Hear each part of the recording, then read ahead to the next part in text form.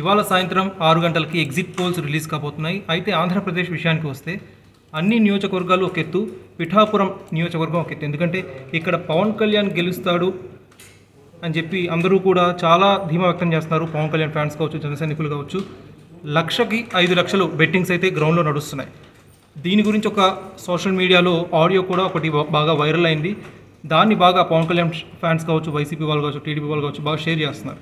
ఇదిలా ఉంచితే పిఠాపురంలో పవన్ కళ్యాణ్ గెలుపుపై 2 భిన్న వాదనలు వినిపిస్తున్నాయి. ఒకటి పవన్ కళ్యాణ్ గెలిస్తే 30,000 లేకపోతే 40,000 మెజార్టీతో గెలుస్తారని చెప్పి, లేకపోతే 5 లేకపోతే 6,000 మెజార్టీతో గెలుస్తారని చెప్పి భిన్న వాదనలు వినిపిస్తున్నాయి.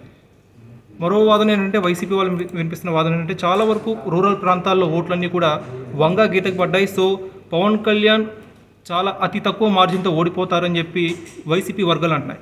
మరి పిఠాపురంలో గెలుపు ఎవరిని వరిస్తుంది అనేది ఇవాళ సాయంత్రం మనకు క్లారిటీ వస్తుంది. మోస్ట్లీ పవన్ కళ్యాణే గెలుస్తాడని చెప్పి అనేక మంది సర్వేయర్లు కావచ్చు, రాజకీయ విశ్లేషకులు కావచ్చు ఇప్పుడే పంచుకోవడం జరిగింది. కానీ వైసీపీ మాత్రం వంగా గీత గెలుపుపైన ధీమా వ్యక్తం చేస్తుంది. మీరేమనుకుంటున్నారు?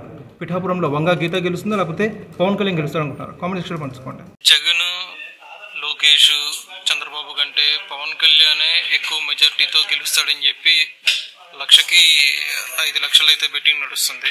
జగన్, లోకేష్, చంద్రబాబు కంటే పవన్ కళ్యాణే ఎక్కువ మెజార్టీతో గెలుస్తాడని చెప్పి 5 లక్షలు అయితే బెట్టింగ్ నడుస్తుంది. జగన్, లోకేష్, చంద్రబాబు కంటే పవన్ కళ్యాణే ఎక్కువ మెజార్టీతో గెలుస్తాడని చెప్పి